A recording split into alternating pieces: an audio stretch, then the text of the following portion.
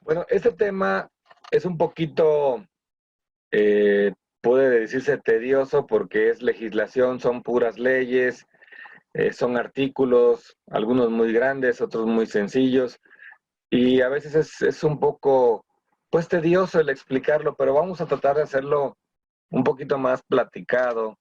Vamos a procurar no leer todo el artículo que les puse. Son temas importantes que no podemos como agruparlos mucho o condensarlos mucho, por lo cual lo puse casi enteramente los artículos, pero vamos a irlos platicando y poniendo ejemplos para hacerlo un poquito más ágil, ¿sí? Bueno, vamos a iniciar el curso. Iniciamos con los tres poderes que existen en México, ¿no? Esos todos los sabemos y los conocemos desde la primaria, nos los empiezan a decir. Claro que en ese momento no alcanzamos a comprender qué utilidad práctica vamos a tener en de esta información.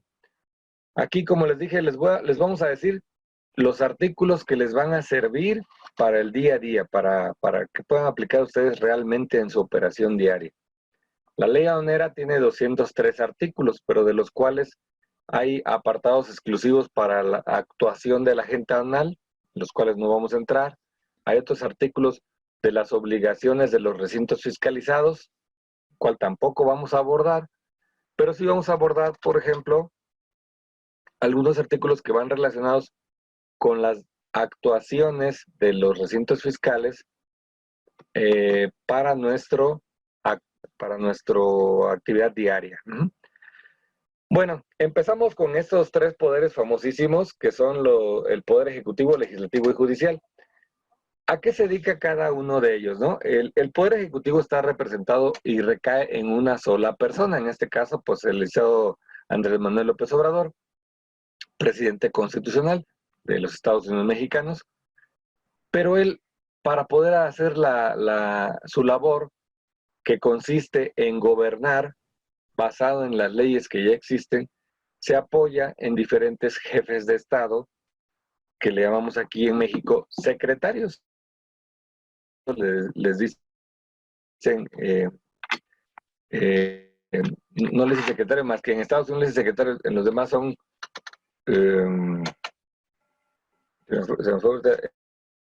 en México le decimos secretarios de Estado por copia de Ministros. ministros, gracias. Ministros, en cualquier otro lugar son ministros, ministro de Hacienda, ministro de Economía, ministro de... Pero nosotros, al igual que Estados Unidos, le llamamos secretarios. ¿Ok? Bien. El poder legislativo, que está conformado por los diputados y senadores, se dedican a, como su nombre lo dice, a legislar. ¿Pero qué es legislar? Legislar es hacer leyes. Y el Poder Judicial se impartir justicia, es decir, a hacer que las leyes se apliquen. Entonces, de manera práctica, el Poder Legislativo hace las leyes con las que se rige el país, el Poder Judicial vigila su cumplimiento y su aplicación, y el Poder Ejecutivo se dedica a gobernar en base a las leyes que aprobó el Poder Legislativo.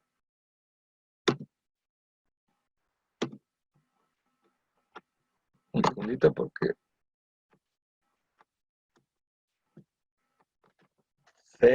perdónenme, pero se congeló un poquito. Vamos a volver a iniciar. Listo. Okay. El Poder Ejecutivo, como ya lo dije, recae en el presidente y es comandante de las Fuerzas Armadas.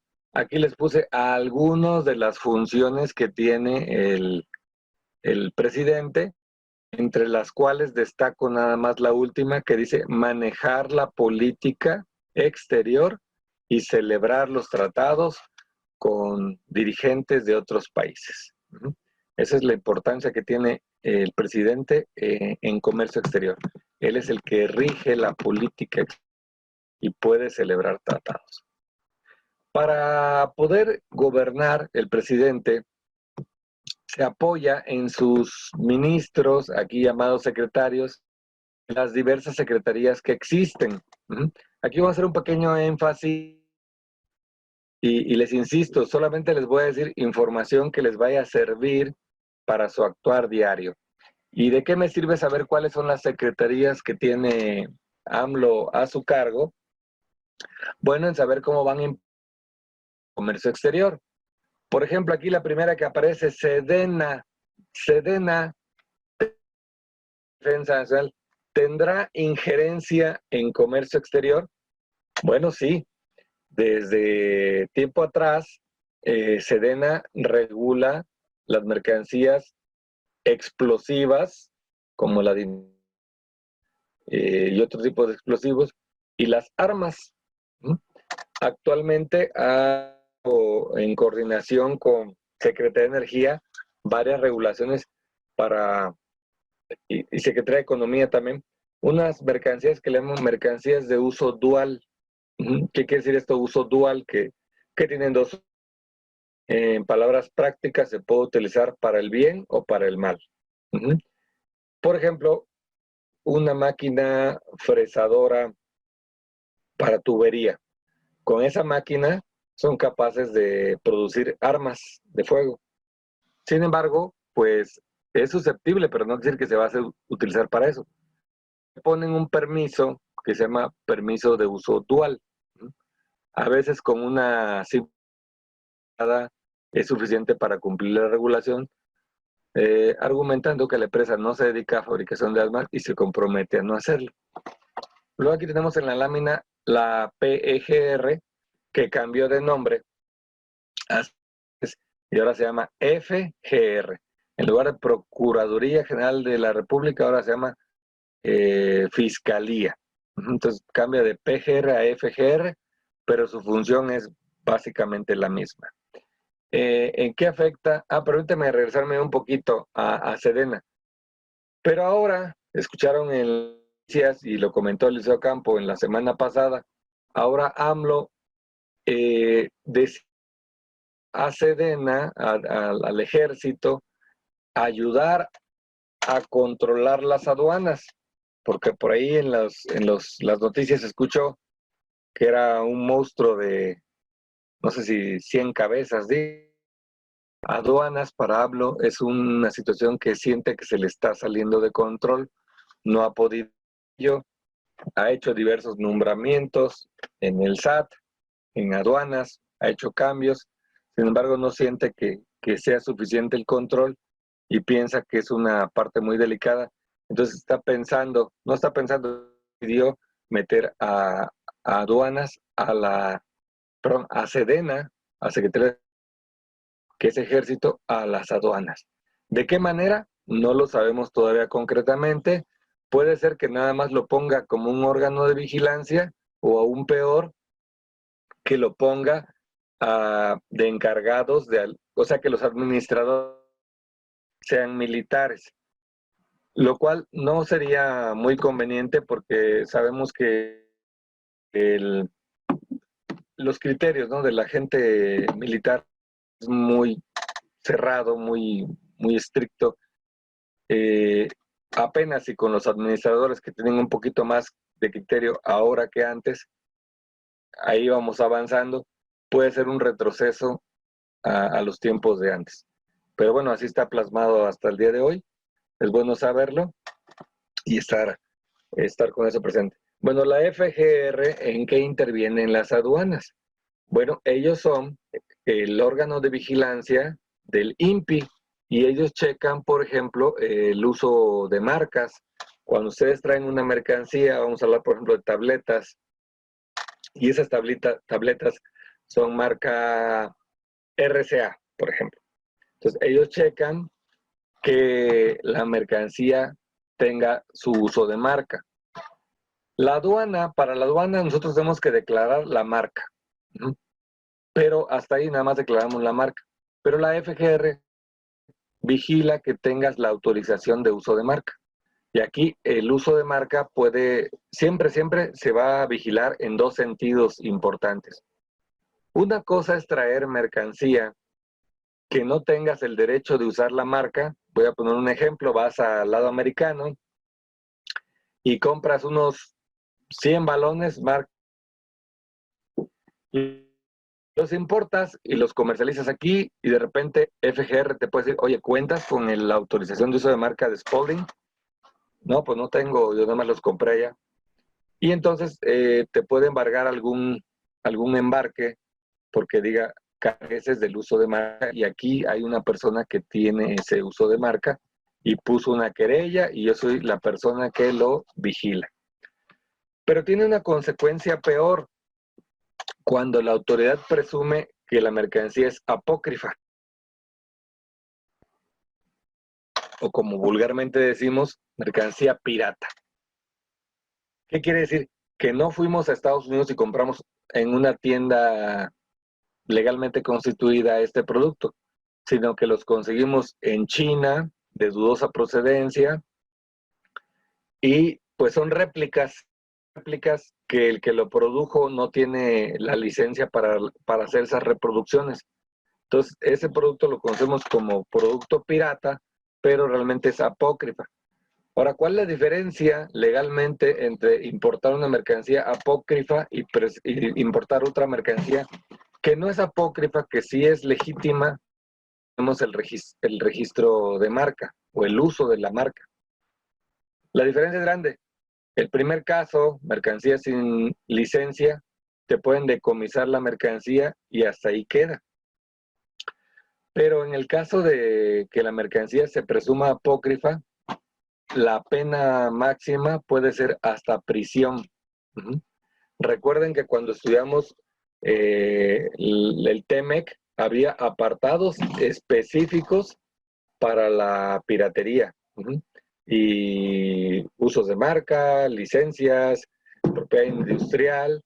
Entonces, es algo que cada vez tiene mayor vigilancia.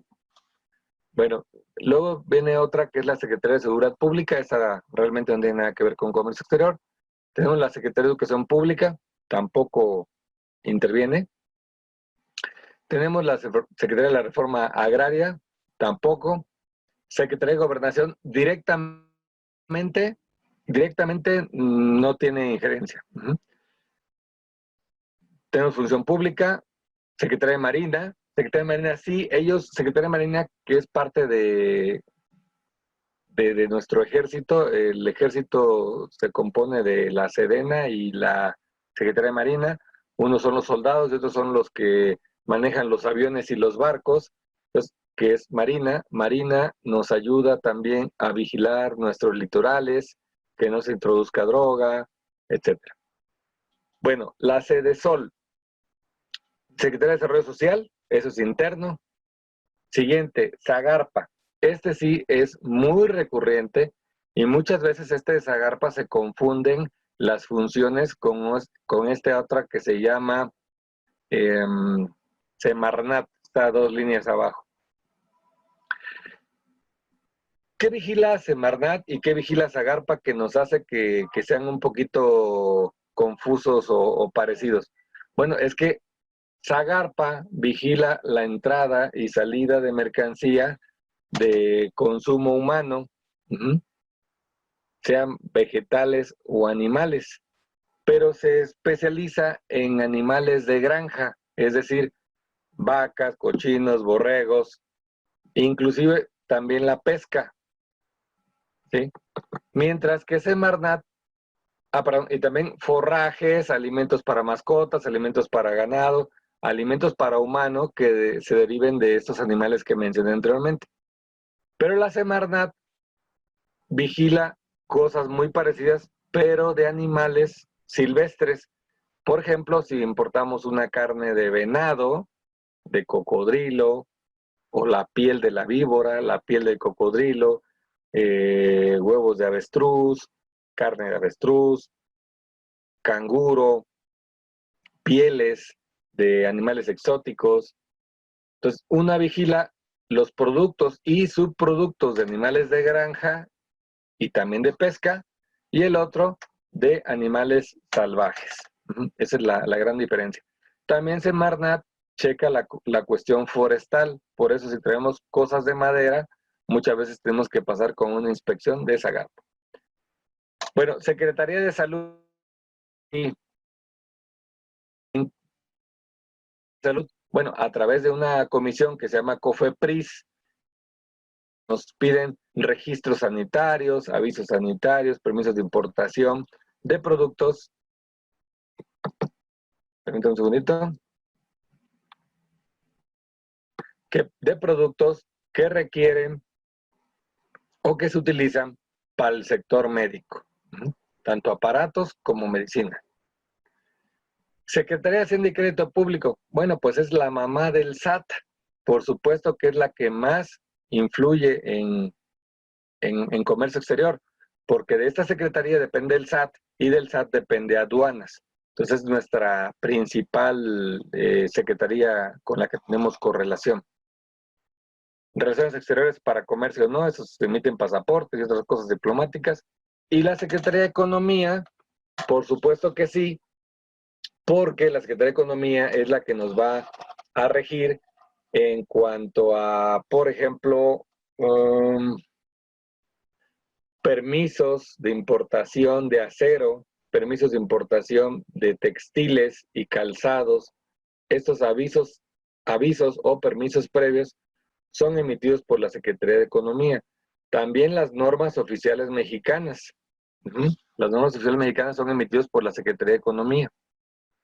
Bueno, todas estas que están aquí son todas las que existen y las que tienen relación con comercio exterior, todas ellas le encargan su cumplimiento a la Secretaría de Hacienda y Crédito Público, que a través de su servicio de administración tributaria, que a su vez con la Administración General de Aduanas se encarga de la vigilancia. Bueno, una vez explicado esto, pasamos al Poder Legislativo. Esto lo vamos a ver muy brevemente. Es muy importante, pero conocerlo, pero en el día a día no nos afecta muchísimo el conocer cómo están integrados. Sí su actuar, porque ellos hacen las leyes y muchas veces nos damos cuenta que las leyes pues son muy confusas y hasta contradictorias. Está construido por el Senado, que le llaman Cámara Alta, y diputados, Cámara Baja, y ellos promulgan las leyes, y dice que las leyes promulgadas por las legislaturas, que así le llaman sus cámaras, legislaturas, a todo eso se le conoce como legislación, y eso es de lo que va a tratar el curso de hoy. Bien. Poder Judicial, brevemente les comento, ahí está constituido por jueces y magistrados, y aquí les puse algunas de las dependencias que ellos tienen, que es Suprema Corte, Tribunal Federal Electoral, Consejo de la Judicatura, Juzgados de Distritos, Tribunales Colegiados y Tribunales Unitarios. Luego, esto es importante conocerlo, es la famosísima pirámide de Kelsen, que aquí está tropicalizada para México. En México, como ustedes saben y estudiamos desde la primaria, nos dicen que nuestra ley máxima, nuestra carta magna, es la Constitución Política de los Estados Unidos Mexicanos, por eso está hasta arriba en la pirámide. De ahí en un segundo nivel vienen las leyes. Ya para efectos muy técnicos del área legal, te dicen, no, es que hay leyes primarias, leyes secundarias, y lo dividen en más temas, pero para efectos muy prácticos, las leyes tienen un nivel, y ese nivel es abajo de la Constitución. Ahora, esas leyes muchas veces son imprecisas, y en México pues tienen esas leyes reglamentos, y a veces los reglamentos son tan extensos o más que las mismas leyes, por la falta de precisión que tenemos en las leyes. Abajo de esos reglamentos también encontramos otro nivel de ordenamientos, que son las reglas generales, los circulares y las boletines, donde aclaran cosas que ni el reglamento pudo aclarar. Y muchas veces las reglas, eso sí, les digo, las reglas son siempre, siempre, siempre muchísimas más reglas que las leyes. Casi, casi que nos regimos más con las reglas que con las leyes. En un orden estricto, una ley se crea para crear derechos y obligaciones, mientras que los niveles más bajos, como por ejemplo las reglas generales, no deben crear obligaciones, sino nada más esclarecer criterios o dar facilidades administrativas, pero no imponer obligaciones. Lamentablemente, modificar una ley es muy complicado por lo que les explicaba anteriormente. Tenemos que decirle a los legisladores, senadores y diputados, que por favor nos aprueben los cambios a las leyes, y pues en este país todo eso siempre lleva un costo. Y no es un costo político, siempre viene siendo un costo económico. Entonces, la autoridad ha optado por decir en las leyes: te exijo esto, por ejemplo, te exijo que presentes una factura comercial que cumpla con los requisitos que se establezca mediante reglas. Y entonces en las reglas ya nos dicen el ABC de cómo quieren que se cumpla. Y mañana, de un plumazo, cambian la regla, sin tener que decirle a los diputados y senadores, la cambian quien la emitió, que es el Poder Ejecutivo, por lo cual vamos a ver esta parte de la lámina. Aquí va a aparecer ahorita dónde vienen los tratados internacionales. Ahí más o menos. ¿Por qué no está metido en la pirámide? Porque hay una discusión entre varios estudiosos que si los tratados están por arriba de la Constitución, exactamente al mismo nivel de la Constitución, o un poquito abajo de la Constitución, pero siempre arriba de las leyes. Entonces ahí hay diversidad de criterios. Unos dicen arriba, otros dicen en medio, otros dicen abajo, pero la realidad es que deben de tener correspondencia, no deben de contradecirse. Es decir, la Constitución política no debe de contradecir a los tratados internacionales, y viceversa. No podemos firmar un tratado que no esté en acuerdo con la Constitución. Pero lo que sí debe quedar claro es que están por encima de todas las demás leyes y debe estar en concordancia con la Constitución. Bueno, ¿quién creó, de esos tres poderes, quién creó la Constitución política? Lo creó un congreso que se llamó Congreso Constituyente, que duró aproximadamente un año, y eran diputados que se dedicaron únicamente a crear la Constitución. Una vez creada la Constitución, ese Congreso Constituyente desapareció, porque su único objetivo era crear la Constitución. Luego, las leyes, ya vimos que la labor es del Poder Legislativo, lo que ellos le llaman Congreso de la Unión, Cámara Alta, Cámara Baja, y el Poder Ejecutivo lo hacen el reglamento ya lo ejerce el Poder Ejecutivo. Si hay una ley que compete a salud, el reglamento de salud ya no lo hacen los diputados, ya lo hacen el secretario de salud. Si es una modificación a Código Fiscal de la Federación, pues lo hace ya Secretaría de Hacienda. Y las reglas también corren a cargo del Poder Ejecutivo. Entonces, como ven, es más fácil moverle abajo porque todos estos son regidos por una sola persona, que es el presidente. Mientras que aquí tenemos que intervenir con 500 diputados y 100 y tantos senadores para que se apruebe una ley. Bueno, vámonos de lleno ya a lo que es ley aduanera. Les decía, son 203 artículos, de los cuales hoy solamente vamos a tocar 60. Pero de esos 60 fui eliminando los que son de menor importancia para nuestro actuar. El artículo primero será importante, claro, porque en el primero nos dice quiénes son las personas que están sujetas a la ley aduanera. Si yo abriera micrófonos y les preguntara, a ver, ¿quién creen que está sujeta a la ley aduanera? Seguramente me dijeran, pues el importador, sí, correcto, El agente aduanal, sí, correcto. ¿Y quién más? Probablemente le diga, pues las navieras, sí, correcto. ¿Y quién más? Alguien más puede decir, pues los almacenes que están dentro de la aduana, correcto. ¿Y quién más? Pero resulta que están incluidos o sujetos a la ley toda aquella persona que tiene contacto con mercancía de importación.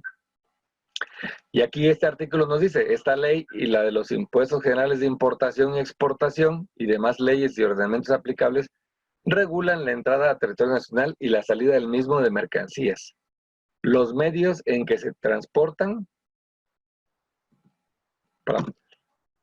o conducen, el despacho aduanero y los actos que deriven de esta entrada o salida. Y nos dice algo muy importante, dice, el Código Fiscal de la Federación se aplicará supletoriamente a lo dispuesto en esta ley.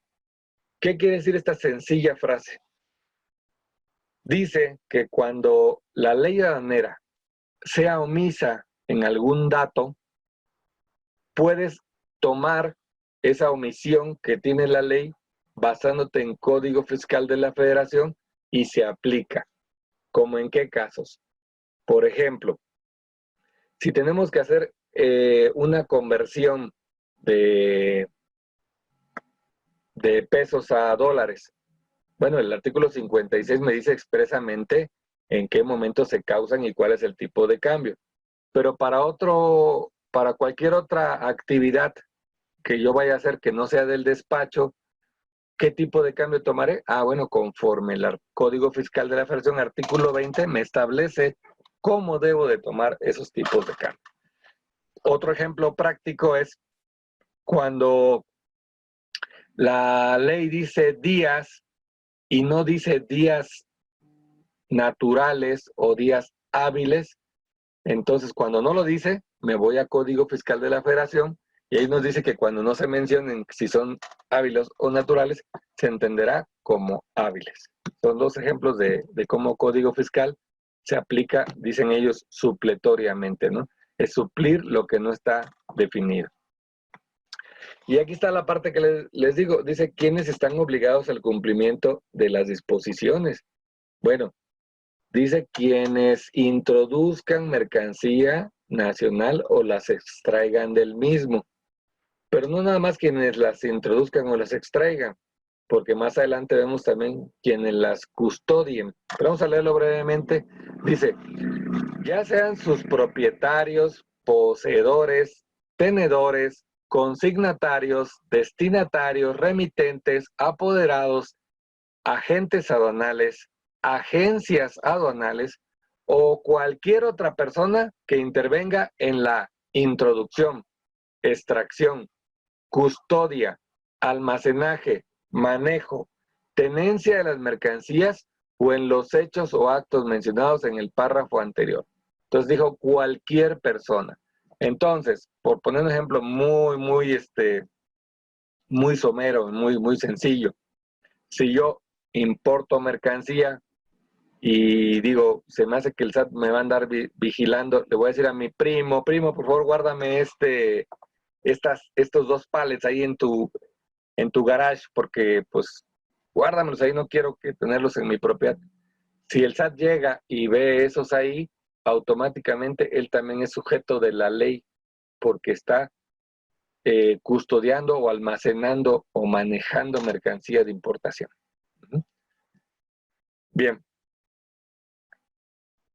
Pasamos al artículo número 2, el cual no voy a leer porque son 23 aproximadamente definiciones, pero quiero que sepan que aquí en el artículo 2 están las definiciones de muchas cosas que se dicen en la ley. Por ejemplo, cuando la ley dice la Secretaría, se refiere a la Secretaría de Hacienda y Crédito Público. Ahí está en la fracción primera. Cuando dice reglamento, fracción sexta, se refiere al reglamento de la ley aduanera, no a ningún otro reglamento. Y vienen algunos conceptos interesantes, como por ejemplo, pedimento, reconocimiento aduanero, y estos dos que son relativamente nuevos, creo que se crearon en el 2018, que es documento electrónico y documento digital, que para efectos prácticos el documento electrónico es el que dice aquí que se escribe o se transmite o comunica archivada o almacenada por medios electrónicos, mientras que el digital dice que contiene información por reproducción electrónica de documentos escritos, impresos, transmitido, comunicada, presentada, recibida o archivada. En pocas palabras, escaneado.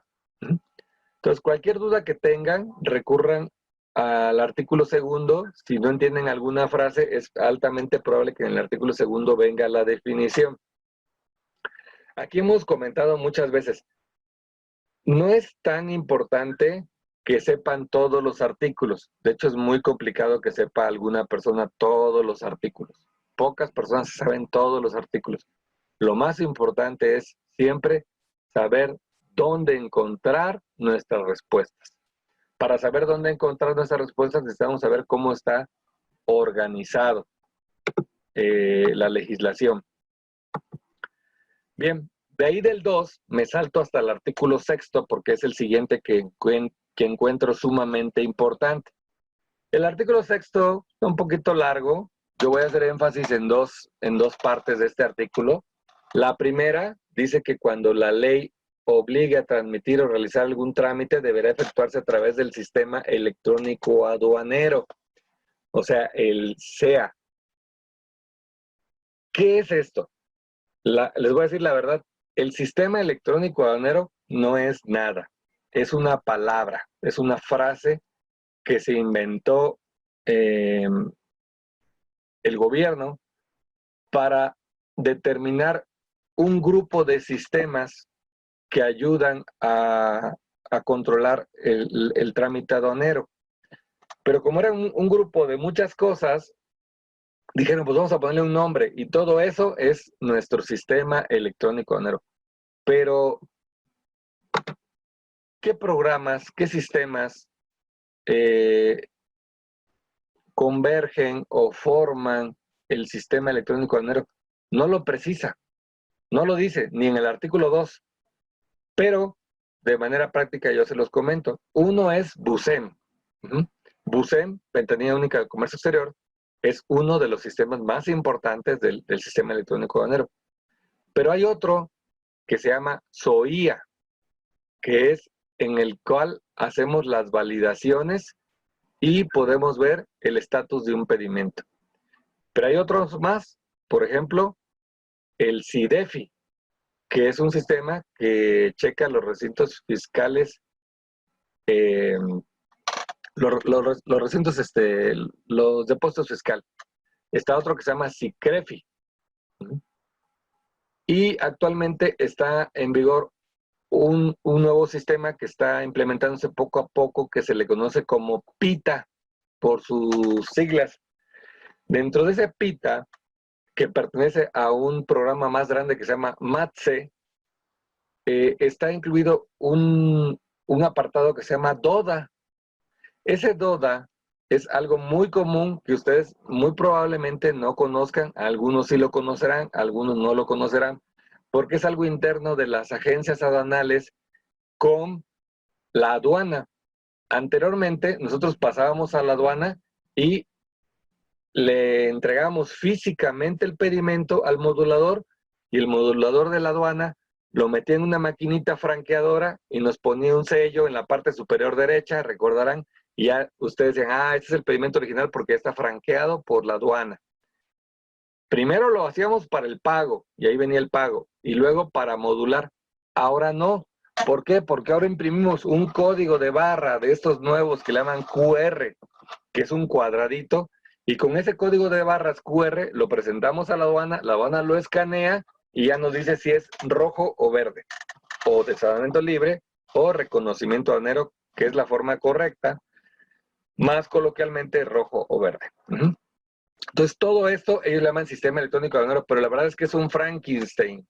Es un montón de programas, unos muy modernos y unos muy viejos, que todavía convergen para la validación del SAI. SAI es otro. SAI, Sistema Aduanero integral. Bueno, ¿qué otro? Esa es una parte importante esta, ¿no? Dice, mediante documento electrónico digital empleando la firma electrónica avanzada. O sea, el primer párrafo nos dice, cuando transmitas algo al sistema de aduanas, hazlo empleando tu firma electrónica. Eso es lo más importante de esta parte. Y luego, el último párrafo es importantísimo y constantemente nos hacen preguntas respecto a este último párrafo. La gente nos dice, a ver, ¿cómo debe ser archivado un documento? ¿Electrónico o físico? Bueno, la respuesta es electrónico. Esa es la respuesta. Las auditorías son electrónicas. Ah, ok. Entonces quiere decir que yo puedo tirar a la basura todos mis documentos físicos. Aquí está la respuesta. La respuesta dice, con independencia de lo dispuesto en el artículo 36A, que ahorita lo vamos a ver, que en resumen es los documentos que se deben de anexar al pedimento y las demás disposiciones jurídicas aplicables, y en efecto de verificar el adecuado cumplimiento de las obligaciones fiscales y aduaneras, los contribuyentes, responsables solidarios y terceros con ellos relacionados deberán conservar la documentación relacionada con las operaciones de comercio exterior en la forma en que se haya emitido u obtenido. Esta frase es muy chiquita, pero muy importante. No deben de perderla de vista. Aquí viene la respuesta. Entonces, estas personas que me dicen, oye, entonces, ¿cómo debo de conservar los documentos? Yo le preguntaría, ¿qué documento? El certificado EUR1. Ah, ok, EUR1. ¿Cómo lo obtuviste? Ah, pues original, porque ese documento sabemos que el propio tratado te exige original. Ah, entonces aquí, en base al artículo 6º, lo debes de conservar en original. Oye, pero el 59 dice que debo llevar un archivo electrónico. Correcto. Lo puedes digitalizar y debe estar allá. Pero el 6º es muy claro. En la forma en que lo obtuviste, lo debes conservar. Ahora, misma persona me dice, oye, y entonces los del TEMEC que me mandan escaneados, ah, no, los del TEMEC, el propio acuerdo dice que los documentos pueden ser firmados de forma digital o con firma electrónica. Por lo tanto, si tú lo obtuviste digital o electrónico, así debes de conservarlo. Oye, y si lo imprimo y lo conservo físicamente, pues una decisión, no es malo, pero no es necesario. Entonces, este artículo 6º, por eso le hice énfasis. El siguiente artículo que puse, importante, es el artículo 10, donde nos dice brevemente que la entrada y salida de mercancía de territorio nacional, de carga, descarga y transbordo, almacenamiento de las mismas, el embarque o desembarque de pasajeros y la revisión de equipaje deberá efectuarse por un lugar autorizado en día y hora hábil. Es decir, este artículo es el que nos da el fundamento de que existan las aduanas, las 49 aduanas que tenemos, porque la autoridad crea y determina lugares autorizados y sus días hábiles. Entonces ya mediante reglas nos da a conocer cuáles son las aduanas autorizadas y sus horarios autorizados de cada una de las aduanas, que como ustedes saben, para cada aduana es diferente, pero está reglamentado. Ahora, ¿solamente puedo entonces importar mercancía por esas aduanas? Hay una salvedad, que es el segundo párrafo. Dice, el SAT podrá autorizar la entrada a territorio nacional y la salida del mismo por lugar distinto al autorizado. De mercancías que por su naturaleza o volumen no puedan despacharse conforme a lo establecido en el párrafo anterior, o bien por eficiencia, facilitación en el despacho de las mercancías. Aquí les voy a poner un ejemplo que les dije que les iba a hacer un poquito más práctico, un poquito más platicado para que no sea tan tedioso toda esta teoría. Tuvimos un caso de un cliente donde trajo en un barco, en la parte de arriba, venía montado una vivienda para plataforma en la sonda de Campeche. Nos tocó a nosotros hacer el despacho, fuimos a la aduana de Ciudad del Carmen, Campeche, pero el barco, por el volumen que traía esa barcaza que era hagan de cuenta, un tipo hotel para la plataforma, pues número uno era enorme y no era muy factible descargarla en un puerto tan pequeño. Número dos, iba destinado a una plataforma que está en la sonda de Campeche, que está a varios kilómetros fuera de la costa, ya en lo que es prácticamente mar abierto, ¿no? Entonces lo que se hizo ahí fue, en base a este artículo, solicitar a las autoridades fiscales que nos acompañó PGR, Marina, Salud, Sanidad y por supuesto el SAT, y nos fuimos en una embarcación hasta alcanzar al barco que estaba a varios kilómetros fuera de la costa. Subimos al barco, se hizo la inspección en presencia de todas las autoridades, checaron que no trajera plaga, cada quien lo suyo, ¿no? El de Zagarpa que no trajera cosas de alimentos, el de Semarnat que no trajera madera y cosas de plagas, PGR que no hubiera droga o armas ahí, etcétera, ¿no? Y se desaduanó arriba del barco. Ahí se firmaron las actas, firmó el capitán, firmaron todos, de que todo estaba de acuerdo. Entonces, el despacho de esa mercancía se hizo ya prácticamente en mar abierto, ¿no? Ahí es donde aplicamos esto. Es muy poco probable que ustedes lleguen a aplicarlo, pero no está de más que lo conozcan.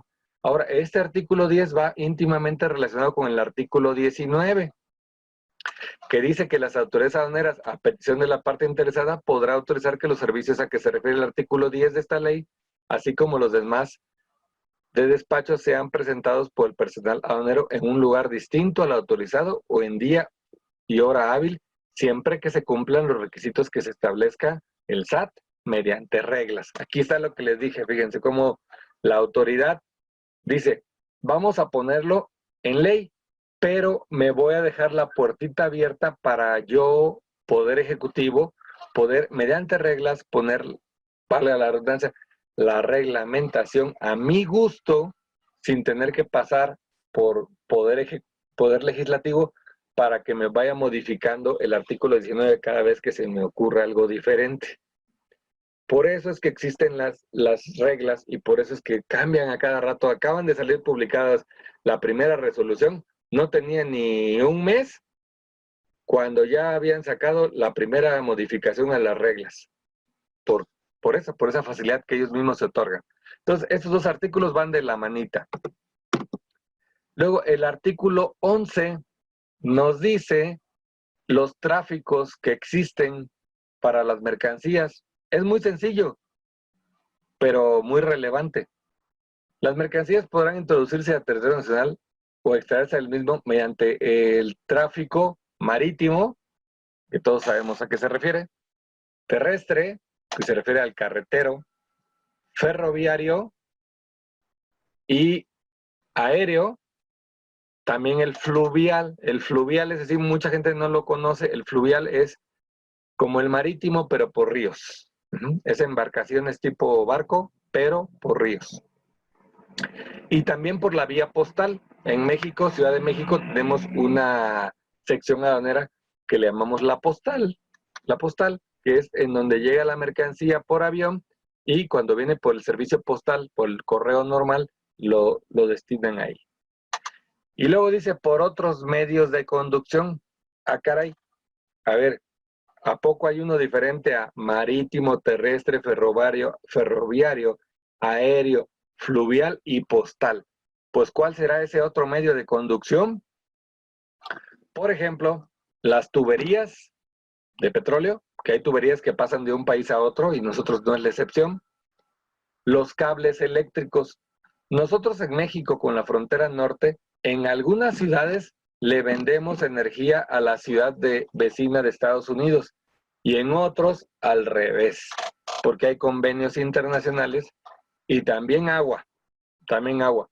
Hay veces que en algunas zonas de la frontera del lado mexicano tenemos más agua y ellos no, y en otras estamos al revés.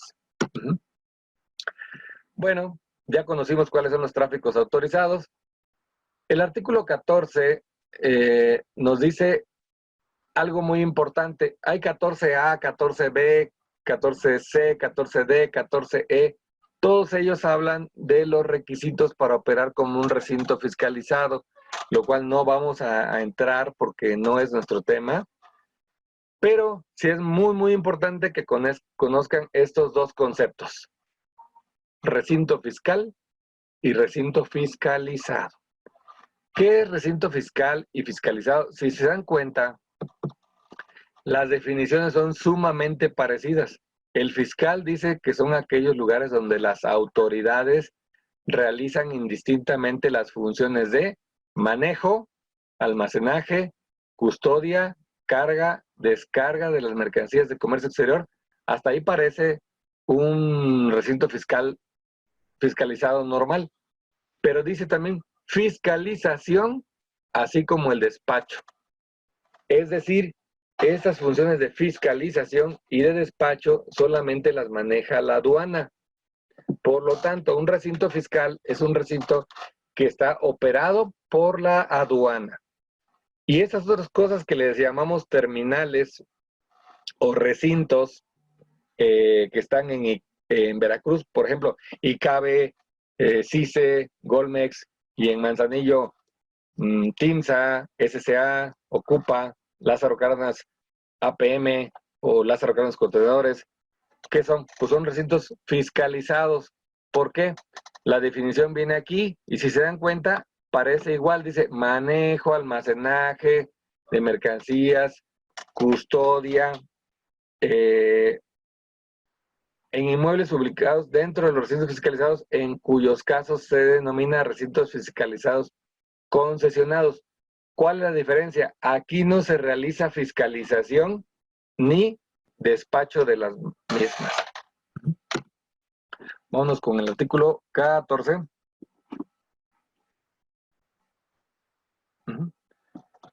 17.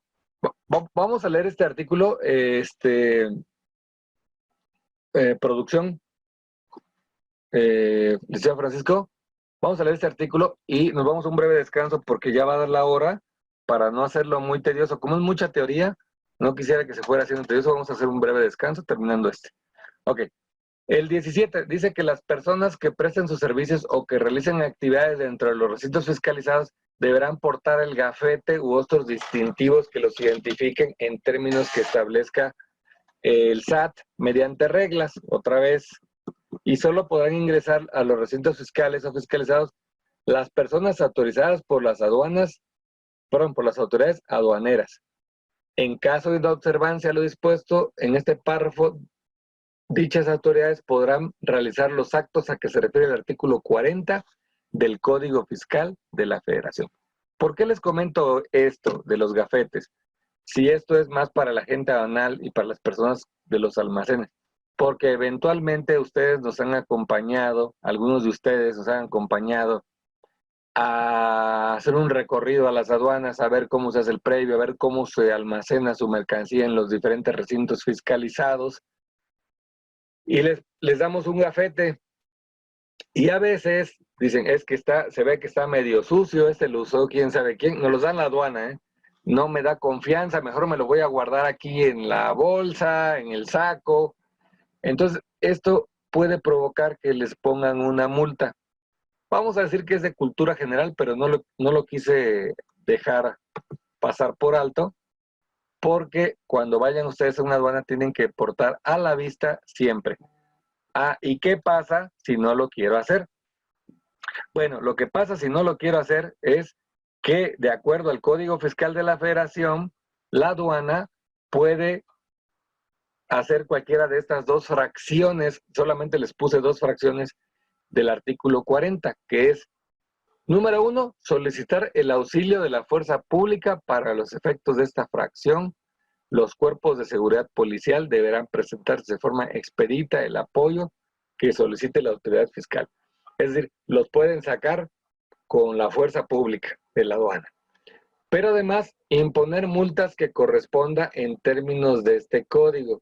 Y nada más para que se den una idea aproximada, la multa por no traer el gafete visible son de aproximadamente 14,000 pesos. Entonces es una infracción grave y su cumplimiento es muy simple. Entonces, hasta aquí vamos a hacer un breve descanso. Llevamos exactamente son las 11, llevamos una hora de que dimos la bienvenida y regresamos con el artículo 23, que es un artículo muy importante que habla del depósito ante la aduana, cuando la mercancía queda depositada ante la aduana. Vamos al descanso.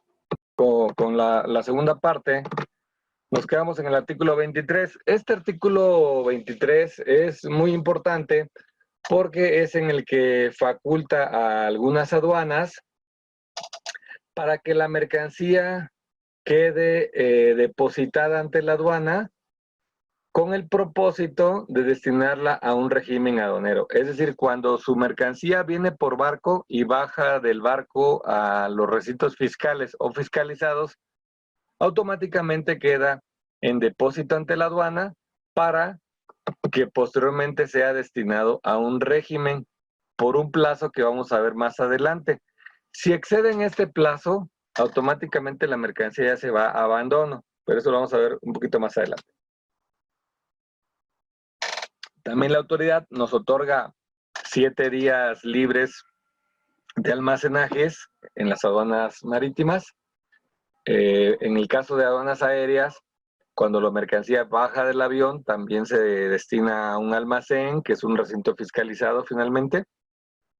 Y nos dan 2 días libres de almacenajes y también tiene su propia fecha de causación de abandono, que es cuando ya excedemos el plazo que nos da la autoridad para destinar la mercancía a un régimen. En el caso de tráfico terrestre, no existe propiamente un depósito ante la aduana. Algunas aduanas tienen el espacio y se puede solicitar, previa solicitud, para depositar la mercancía ante la aduana antes de destinarla a un régimen. Por eso es que en el caso de Laredo, los agentes aduanales comúnmente, por no decir que todos, tienen un almacén del lado americano para meter ahí la mercancía, para almacenarla, para depositarla, sustituyendo al depósito ante la aduana que no lo hay en esa aduana fronteriza. ¿Sí? Si hubiese una aduana como en Manzanillo, su mercancía en lugar de llegar a nuestra bodega, llegaría a la aduana y ahí se depositara, pero como la aduana ya está del lado mexicano, pues entonces tenemos los almacenes de aquel lado, ¿no? Esa es la explicación por qué se manejan almacenes en ese tipo de tráfico.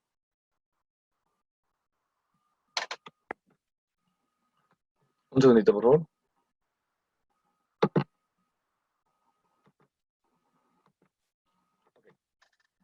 Bien, entonces esto es básicamente lo que nos dice el depósito en la aduana. También nos habla de que cuando hay mercancía radioactiva o explosivas que queden en depósito en la aduana, las autoridades entregarán de inmediato a las autoridades o organismos competentes bajo custodia y supervisión y quedarán almacenadas siendo responsables de ellas en términos del artículo 26 de esta ley.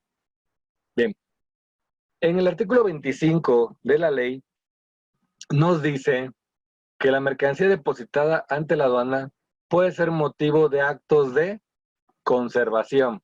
Quiere decir que la podemos conservar si requiere una limpieza, si requiere, en el caso, por ejemplo, de animales, permiten introducir alimentos para que alimentemos a estos animales. En el aeropuerto ya hemos tenido oportunidad de hacer despachos de hurones y les damos alimento de manera que podamos conservar con vida a esos animales, pero puede ser cualquier acto de conservación que requieran.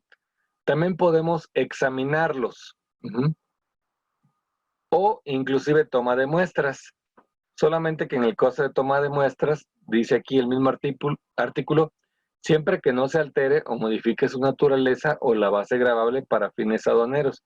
Las autoridades aduaneras podrán autorizar toma de muestras y se pagarán las contribuciones y cuotas compensatorias que correspondan. Ustedes saben que para el caso de las muestras,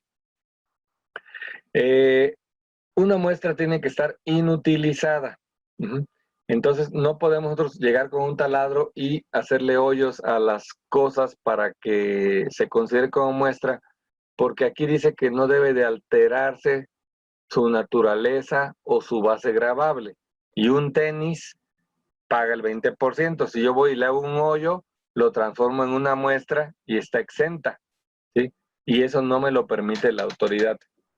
Solamente puedo muestrear, por ejemplo, en algún artículo químico, tomar una muestra, una cantidad, tengo que pasarla cumpliendo con sus regulaciones y pagando los impuestos correspondientes previa autorización de la aduana.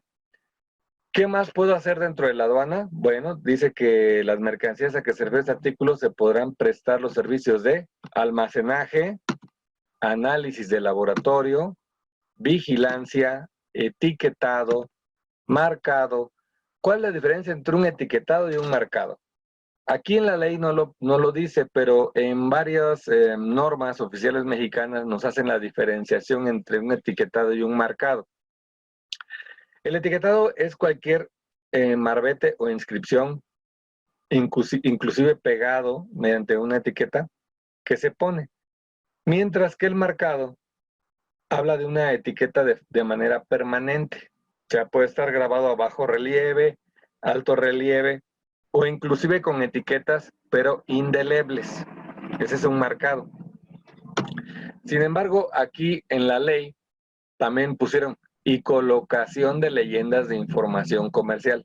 Esto estrictamente sería un etiquetado, pero aquí de alguna manera, ignoro por qué, lo describen por separado. Ahora, ¿podemos etiquetar lo que sea? No, dice, para esos efectos las autoridades aduaneras tomarán las medidas necesarias para salvaguardar y protección del interés fiscal y las propias mercancías. ¿Cómo qué caso pueden ellos tomar medidas para salvaguardar la mercancía y evitar daño al interés fiscal? Por ejemplo, si nosotros tenemos una mercancía que viene con una etiqueta, vamos a suponer que sean unos vasos de vidrio y que diga Made in Germany, y nosotros estamos presentando un certificado de origen de Estados Unidos, el famoso TMEC, y si en el previo damos cuenta que está equivocado, le decimos, oye, pero dice Germany. No, a ver, se equivocaron, es un error, debió haber venido como Estados Unidos, es un error en la etiqueta, que los errores existen, ¿no? Puede ser el caso, ¿no? Si el cliente nos dice, pues por favor solicita autorización a la aduana para que nos permita reetiquetar, obviamente no nos los van a permitir porque se lacera, se lastima el interés fiscal. Es decir, una mercancía que iba a pagar un arancel X, el que sea, 5%, al cambiar la etiqueta voy a aprovechar un tratado y voy a pagar menos impuestos. Entonces, ese tipo de información no se puede cambiar. Lo que son orígenes, números de lote, números de serie, modelos, no nos los permiten cambiar. Y constantemente están haciendo las supervisiones y rondines para ver que las mercancías que se etiquetan no se cambie información prohibida. Bien, venimos aquí al artículo 29, donde habla del abandono en favor del fisco federal de las mercancías que se encuentran en depósito ante la aduana.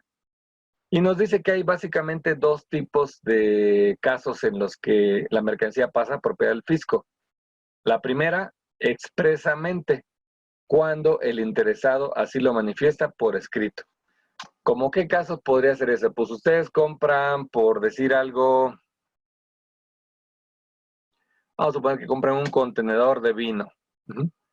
Y dentro de ese contenedor de vino, al hacer el examen previo, resulta que llega un frigobar que ustedes no pidieron, pero el proveedor amablemente y por una gratitud, sin decirles nada, les quiere dar una sorpresa.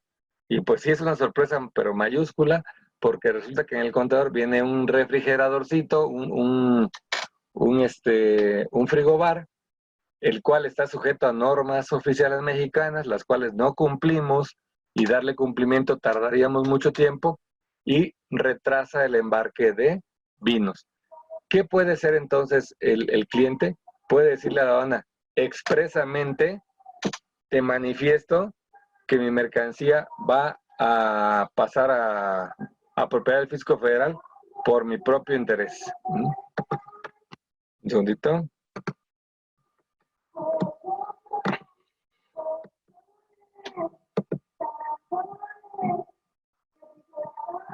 Perdón.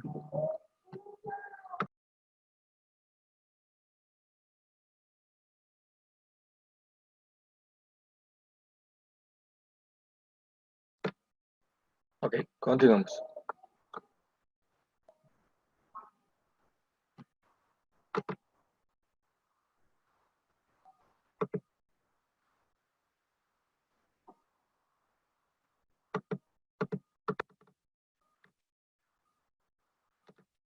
Bien, continuamos en el artículo 29. Ahora vemos que la otra opción, la fracción segunda, dice tácitamente cuando no sean retiradas dentro de los plazos que a continuación se indican.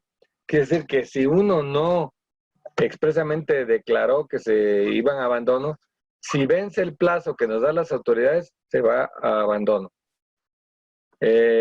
Primer plazo, 3 meses tratándose de exportación. ¿Okay? Si yo deposito algo ante la aduana para que sea exportado, pero finalmente no se embarca, a los 3 meses la aduana dice, pues es propiedad del fisco. 3 días, sí, así como dice ahí, 3 días, tratándose de mercancías explosivas, inflamables, contaminantes, radioactivas,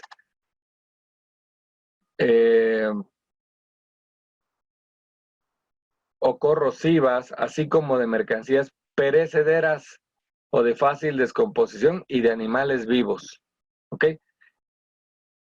¿Será muy raro esto? No, es mucho más fácil de lo que aparenta. Por ejemplo, unas pilas que marquen que son peligrosas, que marquen que son inflamables, que marquen que son explosivas, tienen 3 días para sacarlo. Solamente 3 días. Si pasan los 3 días, el almacén notifica a la aduana que tiene esas mercancías y para retirarlas posteriormente a los 3 días hay que meter una solicitud a la aduana donde pidamos autorización para que nos permitan importar esa mercancía.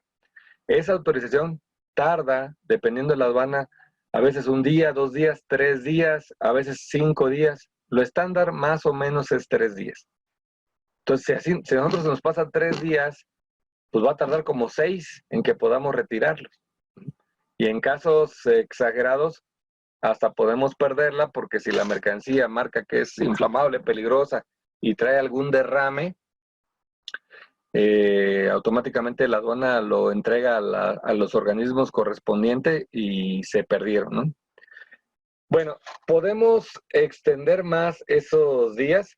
Bueno, sí, aquí comenta el mismo artículo que los plazos a que se refiere el inciso serán de hasta 45 días, en aquellos casos en que se cuente con instalaciones para el mantenimiento y conservación de las mercancías que se trate, excepto de tratándose de productos petrolíferos, cuyo plazo será de 15 días naturales. Ese es el máximo para un producto petrolífero, aunque tengamos instalaciones especiales. Si no hay instalaciones especiales, entonces serán 3 días.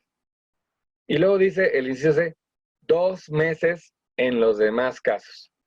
Es decir, si yo traigo importación y no es radioactiva, ni peligrosa, ni inflamable, ni animales vivos, puede estar hasta 2 meses. Sería el caso para aeropuerto, para marítimos. En frontera, pues ya vimos que no está esa figura, ¿no? Bueno, vamos al artículo 35. ¿Qué se entiende por despacho aduanero? Este artículo es importante porque nos da la definición de lo que es el despacho aduanero. Muchas veces confundimos la palabra despacho con desaduanar. Desaduanar es la última parte del proceso del despacho, ¿sí? Y decimos, ya se despachó, está en despacho, y nos referimos a que está en desaduanamiento, o que estamos modulando, que estamos activando el sistema de automatizado de las mercancías. Y realmente aquí nos dice que se entiende por despacho el conjunto de actos y formalidades relativos a la entrada de las mercancías a territorio nacional y su salida del mismo, que de acuerdo con los diferentes tráficos, que ya vimos que son marítimo, aéreo, fluvial, postal y otros medios de construcción. Y regímenes aduaneros, que no lo hemos visto, y eso viene en el próximo curso, que se los voy diciendo de una vez, es temporal definitivo, tránsito, depósito fiscal, elaboración, transformación en recinto fiscalizado y recinto fiscalizado estratégico. Son 6. Entonces, si son de acuerdo a los diferentes tráficos y regímenes aduaneros establecidos en el presente ordenamiento, deberá realizar ante la aduana las autoridades aduaneras y quienes introducen o extraigan mercancías de territorio nacional. Aquí se refiere tanto a navieras como a importadores. Y si no queda claro, abajo lo dice, ya sean consignatarios, destinatarios, propietarios, poseedores, tenedores en la importación y los remitentes en exportación, así como los agentes aduanales o agencias aduanales, empleando el sistema electrónico aduanero. Otra vez lo vuelven a sacar. Y si se preguntan por qué dice agentes aduanales o agencias aduanales, antes de 2018 no se manejaba esta diferencia. Solamente decía siempre el agente aduanal, el agente aduanal. Lo que pasa es que ahora crearon una figura que es la agencia aduanal, en donde los agentes aduanales pueden formar compañías para, a través de esta, explotar la patente aduanal. En nuestro caso, nuestra agencia aduanal es Ocampo Grupo Aduanal. Y los agentes aduanales tenemos 2, que ustedes ya conocen. El licenciado Jorge Enrique Mercado Ocampo Santiago y la licenciada Paloma Isabel Ramona Rivero Colom. Bien, dice que el SAT establecerá mediante reglas los procedentes en casos de contingencia en el sistema electrónico aduanero derivado del caso fortuito o fuerza mayor. Esta contingencia es cuando se cae la ventanilla única y mediante circulares nos dicen cómo vamos a operar en contingencia. El 36, este artículo es importante, pero tiene mucho rollo, la verdad, antes era más sencillo. El 36 es un artículo muy simple, pero no menos importante porque el 36, en definitiva, lo que nos dice es la obligación de quienes importen o exporten presentar un pedimento en la forma oficial aprobada a través del sistema electrónico aduanero con firma electrónica avanzada. En resumen, eso es lo que dice. Pues el 36 no es, es algo que debemos tener presente porque es la obligación de presentar el pedimento y firmarlo con la firma electrónica avanzada. Bien, el 36 antes era pues único y ahí mismo decía qué documentos deberíamos de anexarle a la exportación, perdón, a la importación y exportación. ¿Qué documentación deberíamos anexar al pedimento? Sin embargo, ahora la autoridad decidió dividir el 36 en 36 y 36A. Aquí salió un poquito cortado, perdón, déjenme bajarlo un poquito para que, ahí está, para que lo puedan ver bien. El 36A te dice que para efectos del 36, es decir, la obligación de presentar un pedimento, y el artículo 6º, que nos dice cómo debemos de conservar los documentos, en resumen dice, debes de anexar al pedimento, fracción primera, en importación, la relativa al valor y demás datos relacionados con la comercialización de las mercancías, contenidos en el comprobante fiscal digital o documento equivalente, cuando el valor en aduanas de las mismas se determine conforme el valor de transacción, declarando el acuse correspondiente que prevé el 59A de la ley. Ok, en palabras de cristiano, ¿qué quiere decir esto? Que debes de anexar la factura comercial. Y antes decía factura comercial. Pero ahora, con esos cambios que ya les hemos ido platicando en los diversos cursos, la autoridad omite, borra borra de la legislación aduanera, inclusive fiscal, la palabra factura. Ya no van a encontrar la palabra factura en las leyes fiscales ni aduaneras. Lo sustituyen por esto, comprobante fiscal digital, o sea, un CFDI. Pero para efectos de comercio exterior, dice, o documento equivalente. Aquí es donde cuando ustedes vean documento equivalente, deben de pensar siempre en una factura comercial. Ahora bien, cuando vean ustedes en la ley esta leyenda que dice relativa al valor y demás datos relacionados con la comercialización de las mercancías, deben de entender por todo eso COBE. COBE en la ley aduanera no lo van a encontrar como COBE. Dice la relativa al valor y demás datos relacionados con la comercialización. ¿Por qué le pusieron así? No lo sé. Lo que sí sé es por qué le dejaron de llamar COBE. Porque el acrónimo de COBE significaba, ya no significa eso, comprobante de valor electrónico. De ahí vienen las siglas COBE, comprobante de valor electrónico. ¿Y por qué ya no le llaman comprobante de valor electrónico? Porque el decir que es un comprobante de valor le servía al importador para hacer la propia comprobación del valor. Entonces, si el SAT en una auditoría le decía al cliente, oye, compruébame el valor mediante transferencias, contratos, lo que sea, por los abogados hábilmente exhibían el COBE. Entonces los auditores decían, no, ese es un COBE, ese lo hiciste tú. Sí, lo hice yo, pero te lo mandé a ti y tú me diste la firma, tú me diste el acuse. Y ahí dice el documento comprobante de valor electrónico. Y recordarán que al principio arriba decía comprobante de valor electrónico. Léanlo ahora. Ahora dice acuse de valor. Quiere decir, acuso que sí lo recibí, pero no te estoy comprobando, ni tú estás comprobando con esto. Y por eso cambian el nombre. Déjenme ver por aquí. Hay unos comentarios.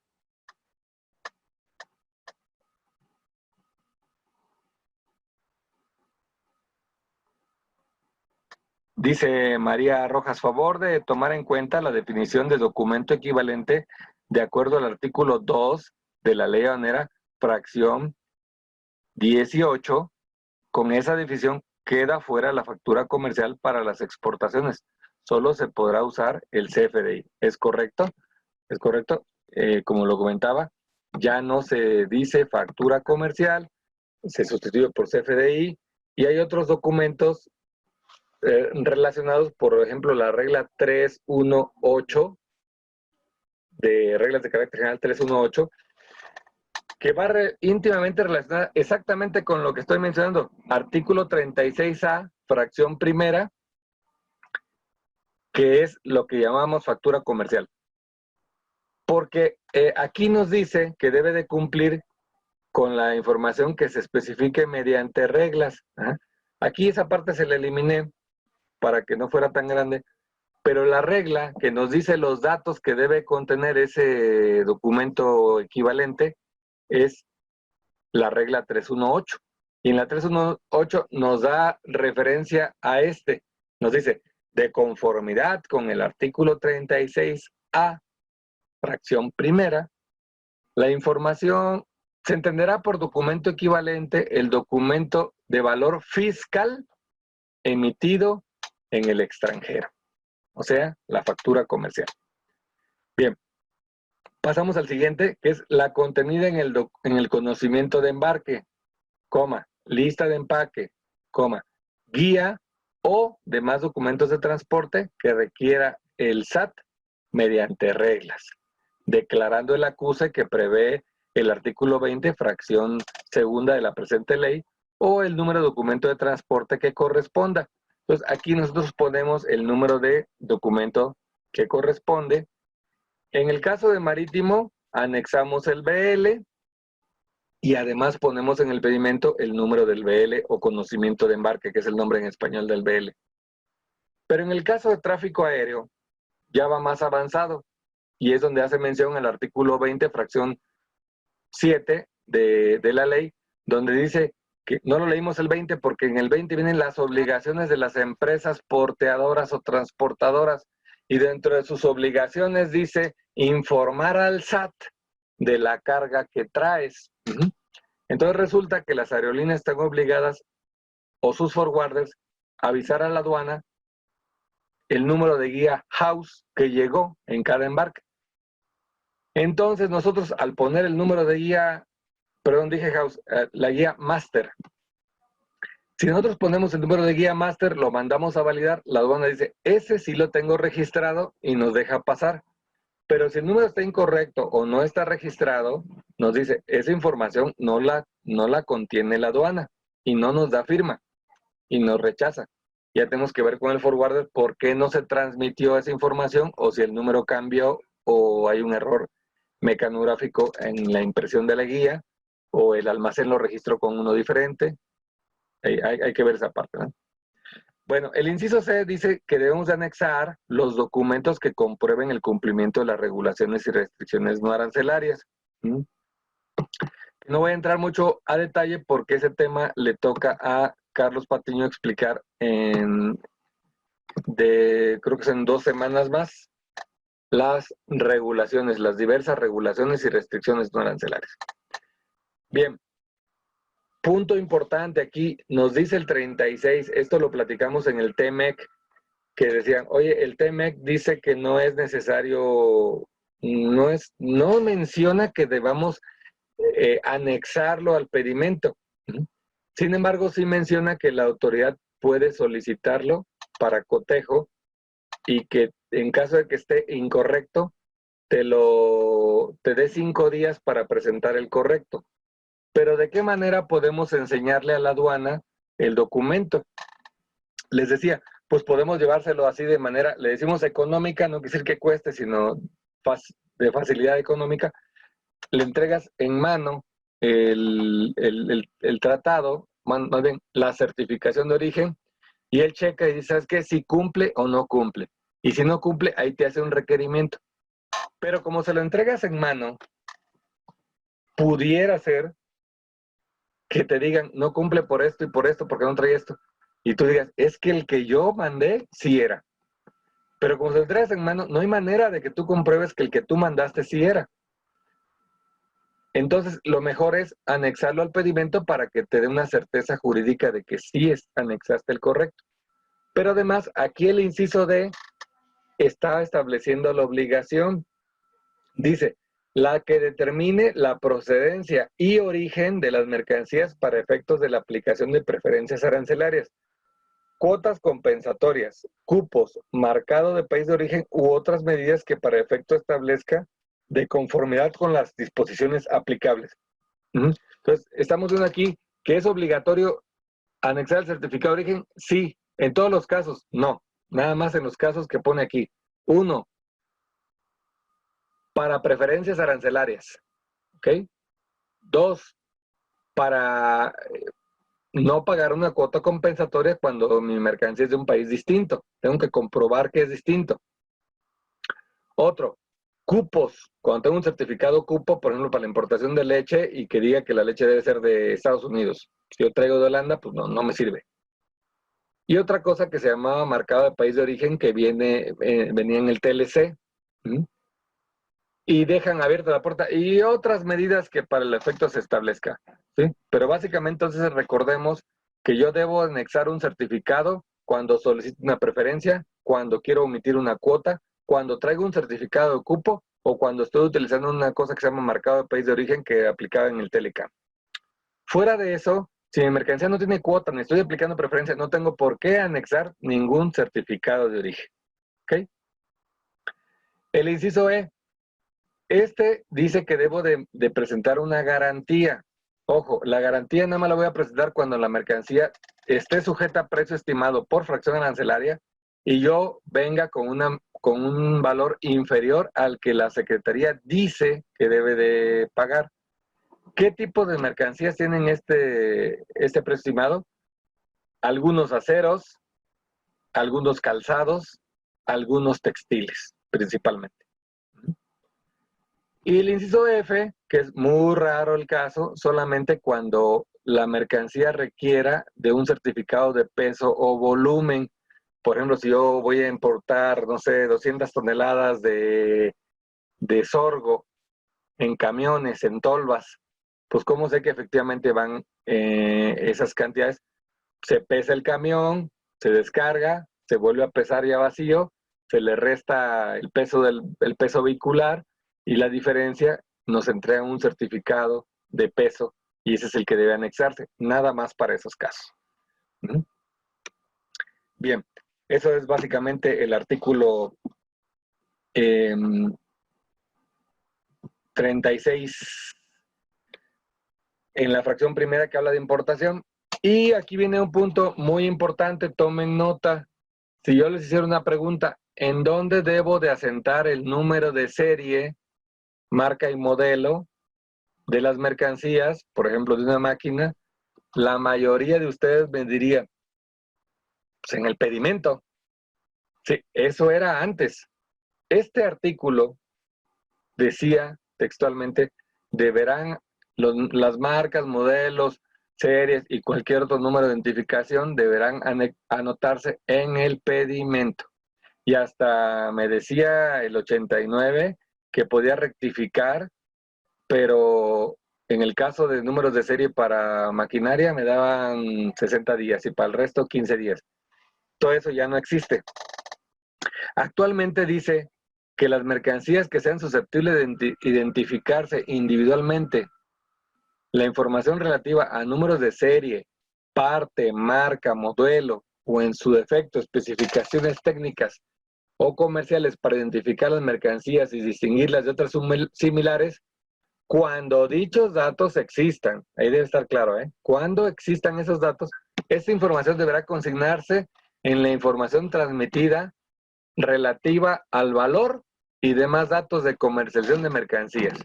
¿Qué quiere decir? Ya se los dije hace ratito. ¿Qué quiere decir cuando leo esto? En el COBE, efectivamente.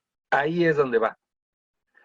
Y hay gente que dice, pero ponlo, por favor, ponlo en el pedimento. Sí, a petición de ustedes se puede poner en el pedimento, no afecta, pero donde debe ir legalmente es en el COBE. Si yo solamente lo pongo en el pedimento, puede tener una multa, porque el COBE estaría incumpliendo esto. ¿Cuánto es la multa por un dato faltante o inexacto en el COBE? De 20,000 a 30,000 pesos en números redondos. Entonces, es muy importante que lo sepan. Si lo quieren seguir manejando en el pedimento, ok, ningún problema, pero no pierdan de vista que donde debe de ir es en el COBE. De manera que en el pedimento es opcional. Entiendo que es muy fácil, más fácil, ver en el pedimento el número de serie para efectos prácticos de ustedes, pero lo legal es que vaya en el COBE. Puede ir en los dos, pero lo legal es en el COBE. ¿Ok? El último párrafo exime de este requisito a las empresas que tengan programa de importación temporal IMEX.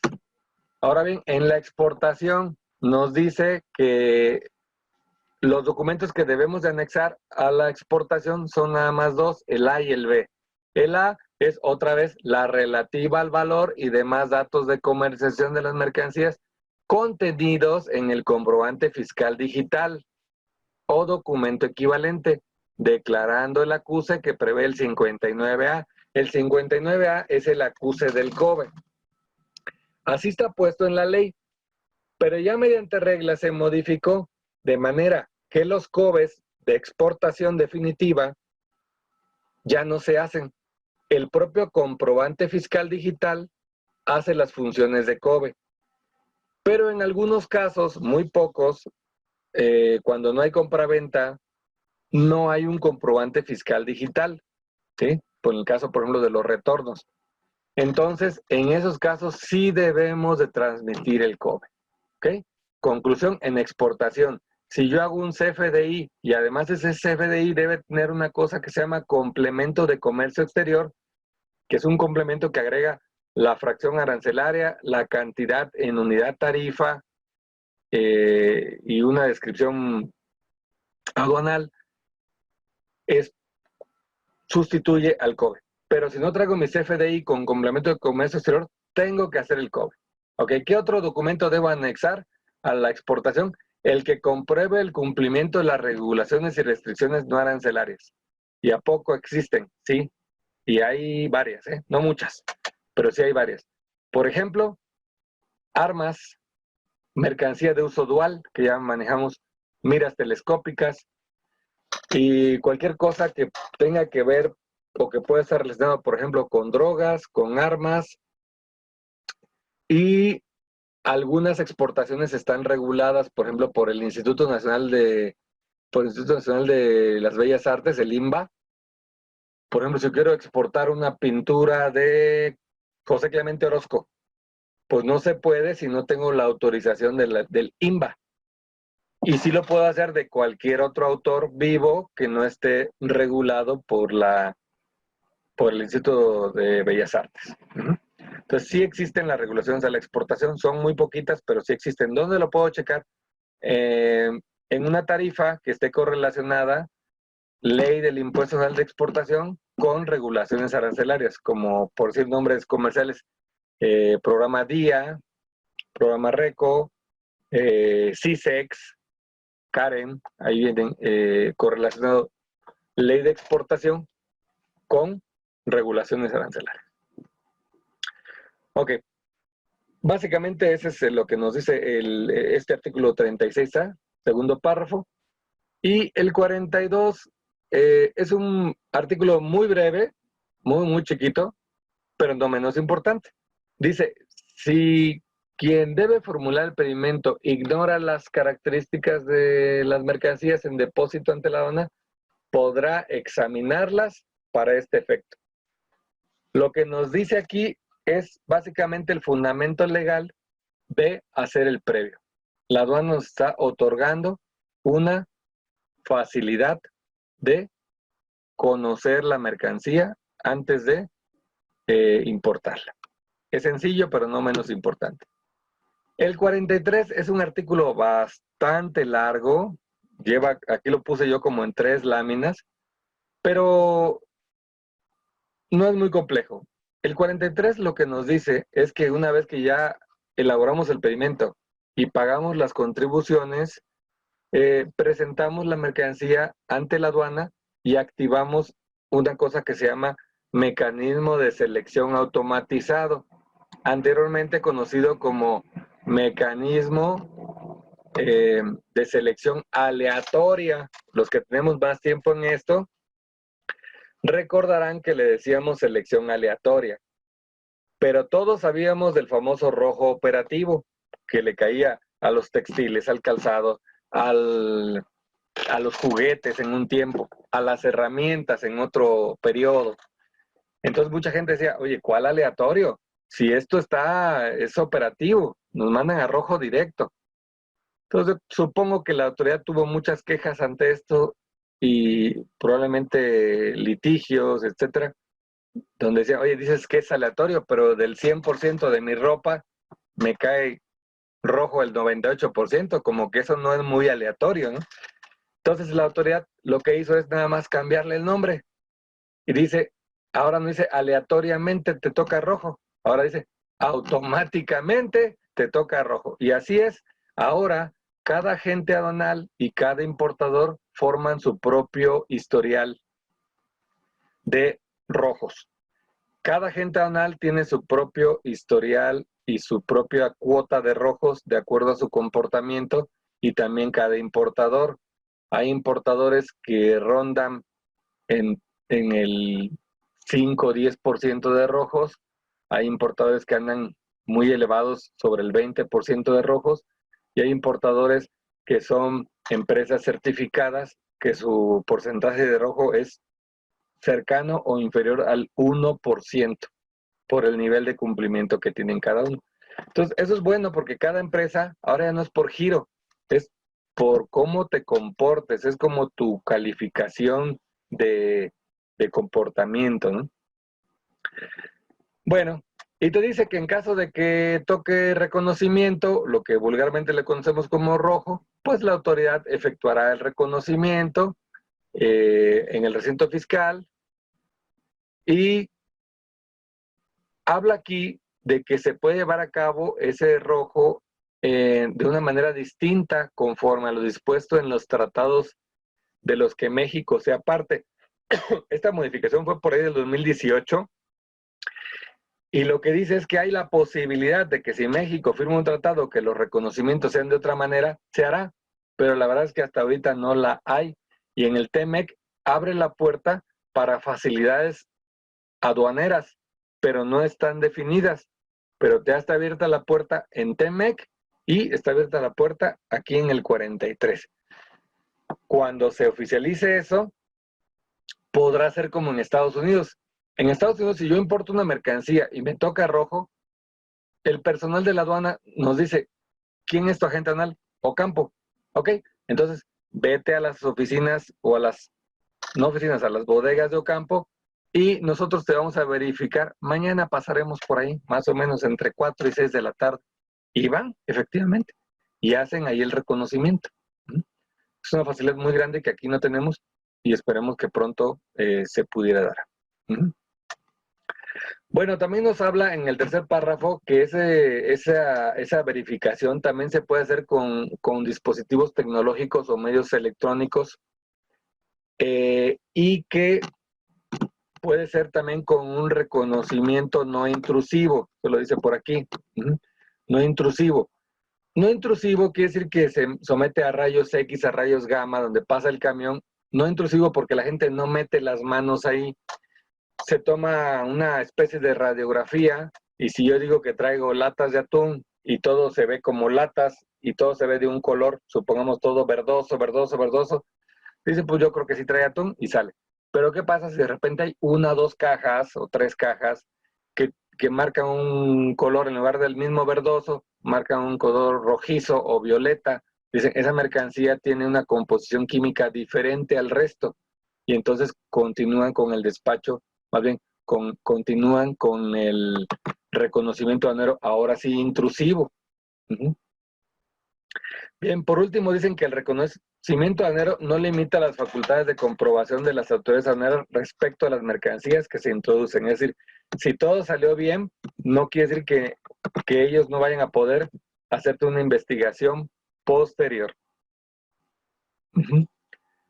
Continúa, les dije que estaba largo, pero todo habla del reconocimiento aduanero y de las facultades de comprobación. En la parte intermedia pueden ver que las autoridades aduaneras dicen que en el ejercicio de sus facultades podrán emplear equipos tecnológicos o cualquier otro medio o servicios con el que se cuente y facilite el reconocimiento o la inspección física de las mercancías. Bien, vamos al artículo 51. Este artículo es importante porque aquí hay mucha confusión. Cuando decimos, nosotros lo platicábamos en cursos anteriores, impuestos al comercio exterior, ¿no? Oye, ya pagaste los impuestos. ¿Cuáles? Pues los impuestos al comercio exterior. Ah, sí, sí, sí, mira, pagué el IVA, pagué el DTA, hasta cuota compensatoria y pagué el IGI. Ahí está mala interpretación. Este artículo, al igual que la definición viene en el artículo 2, te dice que los impuestos al comercio exterior son 2.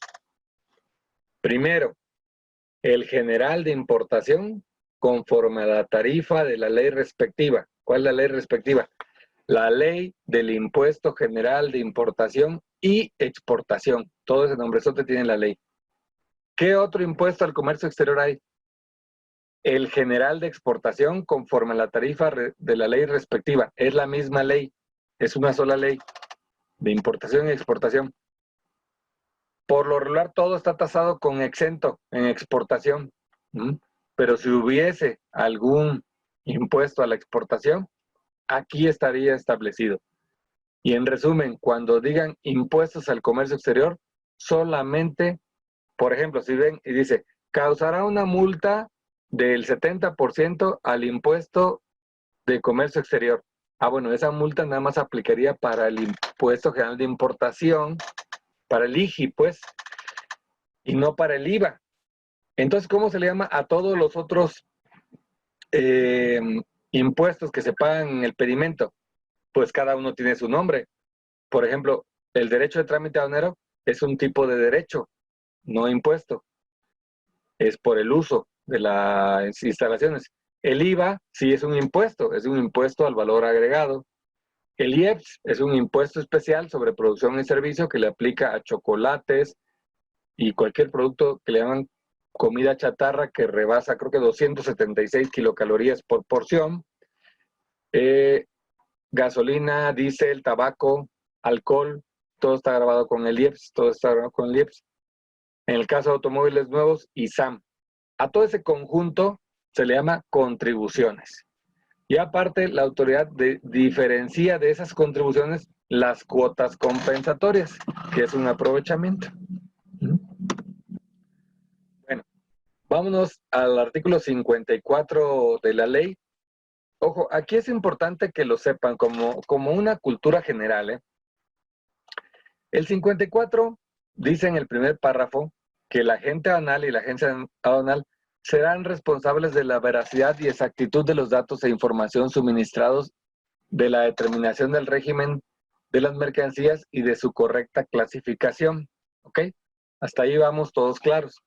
Así como asegurarse que el importador y exportador cuente con los documentos que acrediten el cumplimiento de las demás obligaciones que en materia de regulaciones y restricciones arancelarias rijan para dichas mercancías de conformidad con lo previsto en esta ley y demás disposiciones aplicables. Entonces, en este primer párrafo, la aduana dice, el responsable de todo es el agente aduanal. ¿De qué todo? De la clasificación arancelaria. ¿De qué más? De que cumpla con las regulaciones. Entonces, ahí entra muchas veces la confianza en exceso del importador, porque dice, bueno, a ver, aquí dice que el agente aduanal es el responsable. Sí, pero en la segunda parte trae algunas exclusiones de las responsabilidades del agente aduanal que ya no leen muchos importadores y que deben de conocerlas.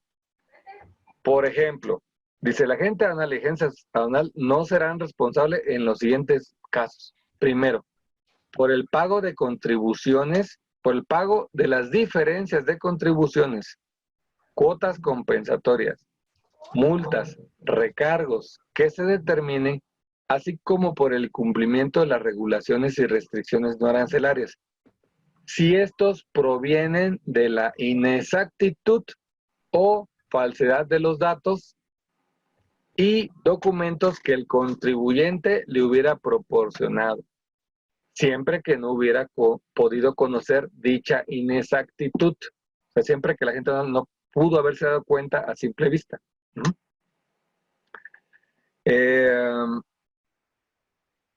Al examinar las mercancías, por requerir para su identificación de análisis químico o de laboratorio, tratándose de mercancías que mediante reglas determine el SAT.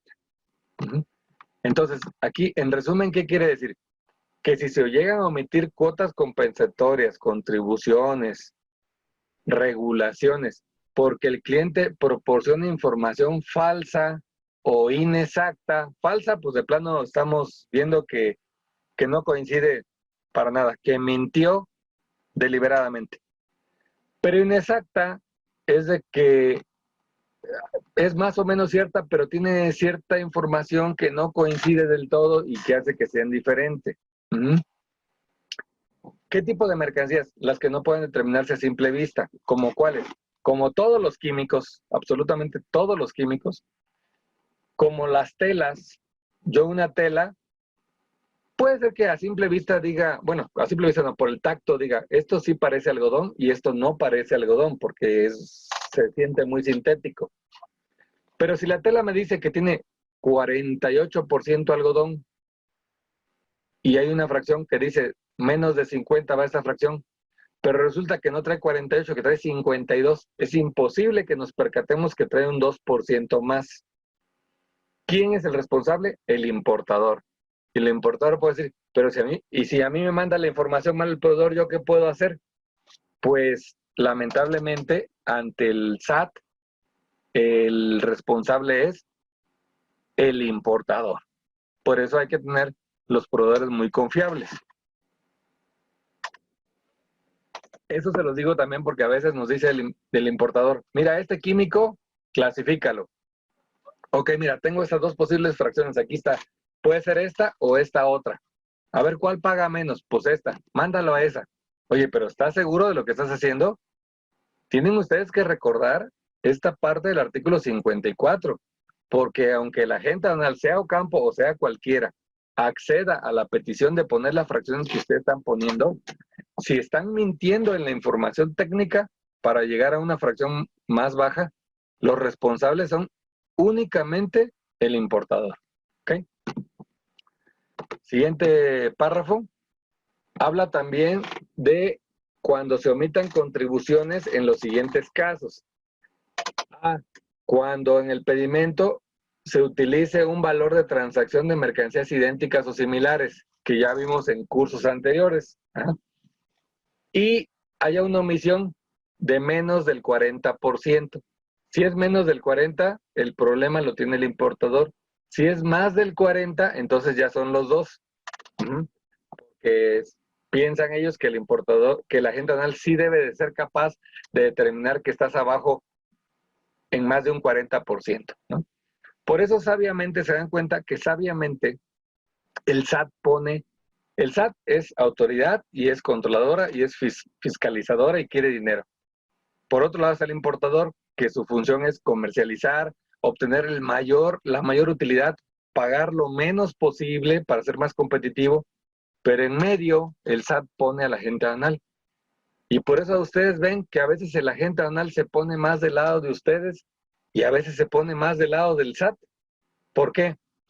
Para tratar de cumplir esto, porque sabiamente el SAT dice, voy a poner a la agente aduanal ahí en medio, pero si lo hace mal, lo voy a poner a él como responsable. Entonces, es por eso que a veces les decimos, mira, no hagas esto, no lo clasifiques aquí, ten en cuenta la regulación, etcétera.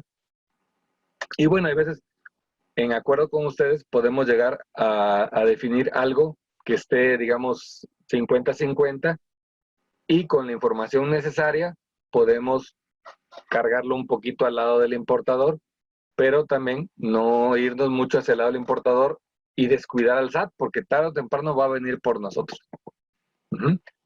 Bueno, el inciso B dice que cuando las mercancías se encuentren a precios estimados y traigamos mayor el precio, es decir, si el importador falsea la información, pero está arriba del precio estimado, la bronca es del importador. También en las contribuciones omitidas, cuando se deriven de la aplicación de un tratado, ¿ok? Si ustedes como importadores hay omisión por aplicaciones de aranceles, el agente aduanal no es responsable. ¿De qué es responsable? El agente aduanal tiene que asegurarse que conserve copia de la certificación de origen y se asegure que el certificado se encuentre en el formato oficial aprobado y que haya sido llenado en su totalidad y se encuentre vigente en la fecha de la importación. Esto lo platicábamos cuando tuvimos el curso de TEMEC. El agente aduanal te va a decir, sí cumple con los requisitos, sí está llenado. Oye, pero sí será criterio A o criterio B. ¿Será que sea cierto? ¿Será que realmente sea un producto originario? La verdad es que no lo podemos saber. Bueno, ya vamos un poquito excedidos en el tiempo. Vamos a dejar este como último de las cuotas compensatorias de mercancías idénticas o similares que se encuentren sujetas a dicha cuota siempre que conserve el certificado. O sea, si hay cuotas compensatorias y nosotros llevamos copia del certificado de origen, pues obviamente alguien mintió, probablemente el proveedor, probablemente el importador, pero ya el agente aduanal no es responsable de la veracidad de ese certificado, ¿no? Que es algo un poquito obvio, pero ahí está puesto. Luego, el 56, me lo voy a saltar porque ya lo hemos explicado en varios cursos, el 56, donde dice cuándo se causan las bases gravables, los tipos de cambio y las cuotas compensatorias, que son los más importantes, los que le resalté en azul. La de fondeo, cuando es tráfico marítimo, la de la cruce de la línea divisoria internacional, cuando es tráfico terrestre, y en transporte aéreo, la llegada al primer aeropuerto nacional. Aparte ponen ahí de la vía postal y otros que son menos interesantes, pero lo marcado en azul es lo que día a día utilizamos y ya hemos visto varias veces para efectos de la valoración aduanera. Penúltimo artículo que vamos a ver, que es quienes introduzcan o extraigan mercancías de territorio nacional para ser destinadas a un régimen aduanero, están obligadas a transmitir mediante documento electrónico a las autoridades la información relativa a su valor y en su caso de más datos relacionados con su comercialización. Todo eso entiéndanlo como COBE.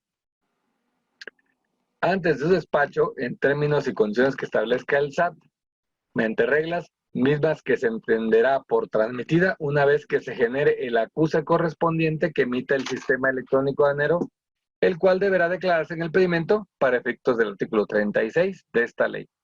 Es decir, ese es el fundamento del 56A de generar un COBE y obtener el acuse correspondiente y plasmarlo en el pedimento. Esto es lo único que nos dice, es la obligación del COBE. Por último, de esta presentación, viene el no menos importante artículo 59. ¿Qué dice el 59? Son las obligaciones de quienes importen o exporten. Este artículo, si bien les he dicho que no es importante sabérselos todos, sino nada más saber dónde buscarlos, ustedes como importadores deberían de sabérselo casi de memoria. Es una exageración lo que les digo, pero son 5 obligaciones del importador que están aquí en el 59 y deberían de saberlas todos los importadores. ¿Ok? Por razones de tiempo vamos a leerlas brevemente, pero ustedes que les quede tarea que es sus obligaciones, no de la gente, de ustedes. Primero, llevar los sistemas de control de inventarios en forma automatizada. No vale pólizas impresas ahí en una carpetita, en forma automatizada. Y aquí más adelante les dan todo el detalle de cómo lo quieren. Segundo, obtener la información y otros medios de prueba necesarios para comprobar el origen, y hasta abajo les subrayo, y proporcionarlos a las autoridades aduaneras cuando éstas lo requieran. Es decir, ustedes tienen la obligación de comprobar el origen, de conservar los certificados de origen, aunque los tenga el importador, perdón, el agente aduanal, aunque se los pida para mostrarlos a la aduana en caso de rojo, que sí es factible que no los pidan. Al final del despacho, ustedes tienen que conservarlo. Número 3. Entregar a la agencia aduanal que promueva el despacho de las mercancías una manifestación de valor bajo protesta de decir verdad. Ya tuvimos un curso de manifestación de valor, por lo cual tampoco vamos a abundar en el tema. Las personas que estén ahorita, ya vi que había más de 140 personas hace rato, que por algún motivo no hayan tenido oportunidad de verlos, comuníquense con el licenciado Francisco López. Él les puede proporcionar algunos cursos que tenemos grabados para que vayan viéndolo y vayan enganchándose y siguiéndonos el ritmo, porque si se dan cuenta, casi todos los cursos que hemos dado han sido secuenciales. Entonces, si no están en los primeros, les van quedando lagunas y no podemos repetir todo en cada curso porque es, la verdad, que demasiado extenso, ¿no? Bueno, entonces la tercera podemos resumirlo como entregar la manifestación de valor. Y aquí se extienden con la manifestación de valor. La cuarta dice estar inscritos en el padrón de importadores y en su caso en el padrón de importadores específicos o en el padrón sectorial. El de importadores normal no deben de preocuparse porque si no están dados de alta, simple y llanamente no les da firme el pedimento y no pueden pagar. Pero el sectorial sí. El sectorial también da firma cuando pones la fracción correcta, pero hay veces que no se pone la fracción correcta porque paga menos arancel, porque el proveedor está de necio que va en esa fracción y que si no, no te da el certificado. Entonces, pues ponla en esa que dice mi proveedor, por algo ha de ser. Ajá. Y resulta que la aduana la cambia porque se está mal. la cambia y te lleva a una fracción en donde requieres padrón sectorial. Ahí la penalización es grave porque te da de baja del padrón de importadores por volarte un padrón sectorial, si es un tema delicado. Entonces, sí hay que fijarse bien cuando hay una posible, que una mercancía pueda clasificarse en dos, no busquen la salida fácil de clasificarla en la que no requiera el padrón, sino al contrario, protéjanse sacando el padrón sectorial y si quieren no lo usen, pero que lo tengan para esas mercancías en caso de que la aduana lo quiera cambiar, pues están protegidos. Y la última de las 5 obligaciones del importador es formar un expediente electrónico de cada uno de los documentos. Oye, ¿y electrónico? ¿No que era físico? Otra vez, este va de la manita con el artículo 6º. Electrónico para lo que obtuviste o expidieron electrónico. Y el 6º está clarísimo y está firme y no ha cambiado. Lo que te emitan en forma física, así lo vas a conservar en forma física. Carlos Patiño ya también dio un curso completo de expediente electrónico, por lo cual tampoco vamos a hacer énfasis en ese tema. Y hasta ahí llegó la exposición. Vamos.